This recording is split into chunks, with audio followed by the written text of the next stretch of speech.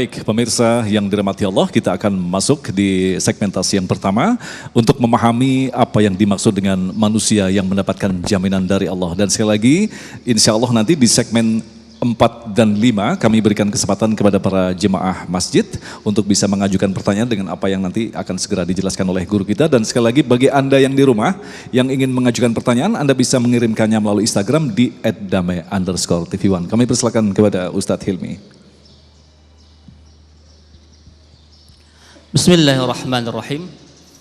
Assalamualaikum warahmatullahi wabarakatuh. Alhamdulillah, alhamdulillahi hamdan katsiran tayyiban mubarakan fih kama yuhibbu rabbuna wa yarda. Asyhadu an la ilaha illallah wa asyhadu anna sayyidana Muhammadan abduhu wa rasuluhu la nabiyya wa la rasula ba'dah. Allahumma fasalli wa sallim wa barik ala hadha an-nabiyyil karim sayyidina wa habibina wa syafi'ina wa maulana Muhammadin wa ala alihi wa sahbihi ajma'in. Rabbi israh li sadri wa yassir li amri wahlul 'uqdatam min lisani yafqahu qawli, amma ba'd. Sahabat saya, guru saya Ustaz Solmed yang Masya Allah semoga beliau diberkahi Allah Subhanahu wa ta'ala. Sahabat saya Ustadz Agung, seluruh jamaah Masjid Miftahul Jannah yang ini insyaallah dimuliakan Allah Subhanahu wa taala, dan seluruh pemirsa TV One yang semoga kita hari ini selalu mendapatkan perlindungan dari Allah Subhanahu wa taala. Amin ya rabbal alamin. Bicara tentang hakikat hidup kita dalam genggaman Allah Subhanahu wa taala, kita suka membaca sebuah surah sebelum tidur, ya. Ibu emak-emak ini biasanya paling hafal nih ya. Yasin, Rahman, Waqiah, Tabarok ya.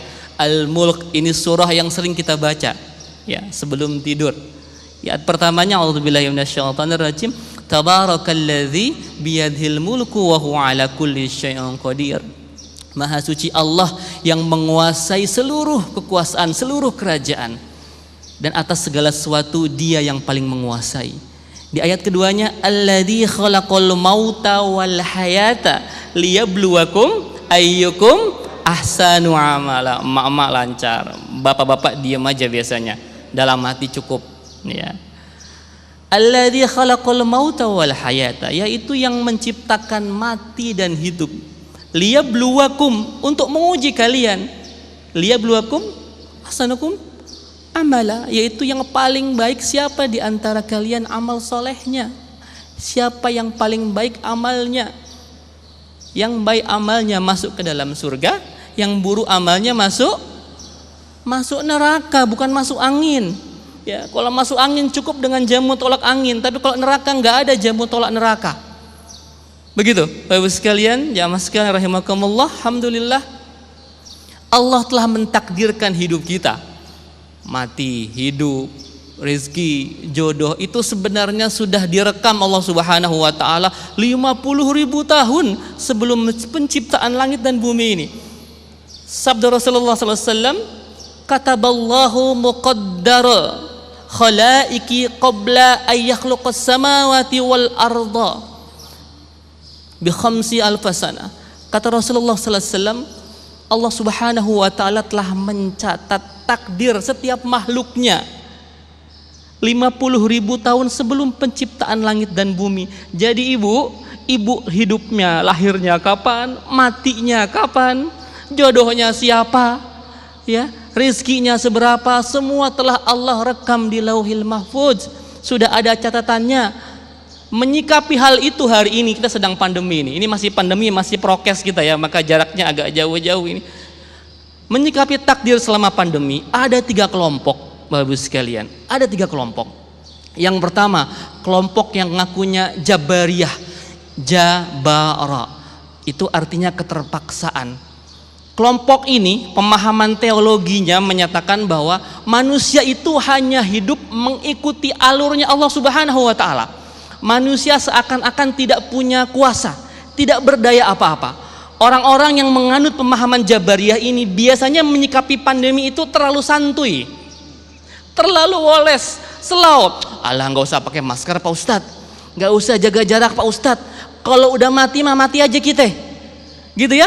mau kena COVID kayak mau enggak kayak tetap mati. Orang-orang kayak begitu itu penganut Jabariyah namanya. Ya, bahkan lebih ekstrim lagi. Kalau Jabariyahnya ekstrim, kenapa engkau berzina? Karena Allah yang menyuruh saya berzina. Kenapa engkau berjudi? Karena Allah menggerakkan hati saya untuk berjudi. Seakan-akan manusia tidak berdaya apapun. Itu Jabariyah. Yang kedua kebalikannya, lawannya namanya Qadariyah. Qadara, artinya berkehendak. Ini lawannya. Kalau tadi semuanya digantungkan kepada Allah, yang ini digantungkan semua kepada manusia.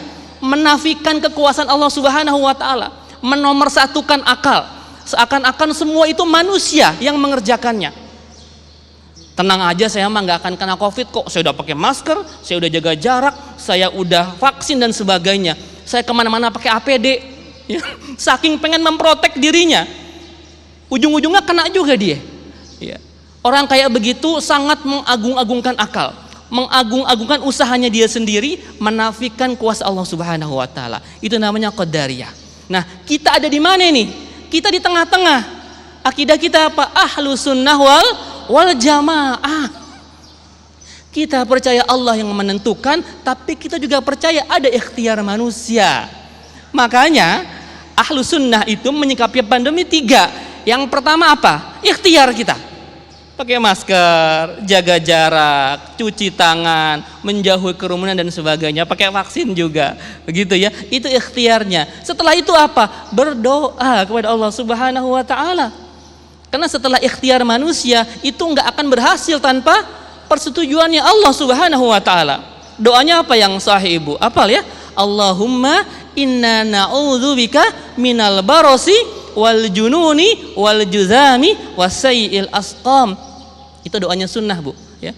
Allahumma, wahai Allah, inna na'udzubika, sungguhnya kami berlindung kepada Engkau ya. Allahumma inna na'udzubika minal barosi, dari penyakit belang, wal juzuni, dan penyakit gila ya. Jadi kita berlindung dari penyakit-penyakit yang memang menakutkan, termasuk diantaranya pandemi ini. Jadi orang-orang yang mengikuti Ahlus Sunnah itu mereka percaya akan ikhtiar, mereka juga berdoa, dan yang ketiga tawakal kepada Allah Subhanahu wa taala. Setelah kita ikhtiar, setelah kita berdoa, maka kita serahkan semua kepada Allah Subhanahu wa taala. Jangan ujung-ujung langsung tawakal. Ini yang salah ya. Jangan ujung-ujung langsung tawakal tanpa ikhtiar dan doa. Rasul pernah marah tuh. Ada seorang sahabat masuk ke Masjid Nabawi tidak mengikat ontanya. Katanya dia serahkan kepada Allah Subhanahu wa taala. Bukan begitu. Orang beriman itu dia ikat ontanya, dia serahkan kepada Allah. Kalau nanti untanya kabur juga setelah diikat, baru itu namanya tawakal kepada Allah Subhanahu wa taala. Semoga Allah Subhanahu wa taala menjadikan kita orang-orang yang senantiasa berserah diri kepada Allah Subhanahu wa taala, menggantungkan seluruh hidup kita kepada Allah Subhanahu wa taala. Amin ya rabbal alamin. Amin ya rabbal alamin. Baik, terima kasih Ustadz, dan selanjutnya nanti insya Allah di segmen berikutnya Ustadz Solmed akan menjelaskan kepada kita, dan tentu saja kita patut untuk mencermati bagaimanakah sesungguhnya ciri-ciri orang yang mendapatkan jaminan dari Allah. Tetaplah bersama kami, Damai Indonesiaku yang dipersembahkan oleh Sarung Wadimor, tentu sarung kita.